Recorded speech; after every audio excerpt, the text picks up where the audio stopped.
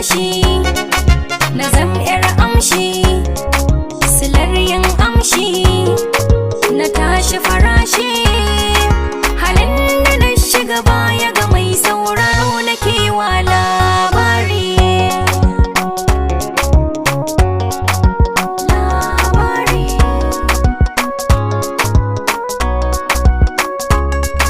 Sai kana da muhimmanci ake ta kai na lura, dan in kauce bacin rai sana'a na fara.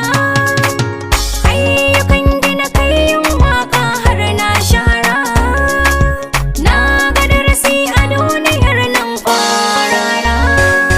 Kukan uguba ba wanda ban ba, komai ka saba zai maka lamba. Ramasilar kwanci na yau da kullum kairat nake yin sururi.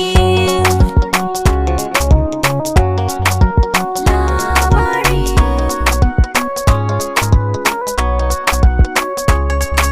da musgunawa zan ji ko da rashin iyaye, zuciya ta hore idanu sai hawaye. Banda yarda da koda a cikin gawaye, da na yi daban ba kamar ni kaɗai ake zamaye. Yawan tunani rashin sukuni shi ke sakani na zam da rauni. Ƙwayar ido ke nusar da mai kallo ya san da akwai labari.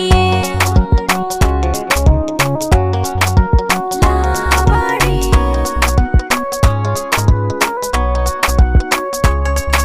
Alhamdulillah, na gode wa gwanin halitta, ni'imar da ya banta tsarin rayuwata.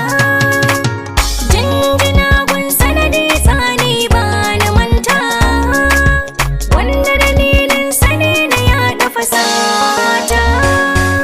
Da shawararsa komai na nisa, kairat na amsa kamar da wasa. Umar M Sharif na yi godiya a gun sani kairat Abdul.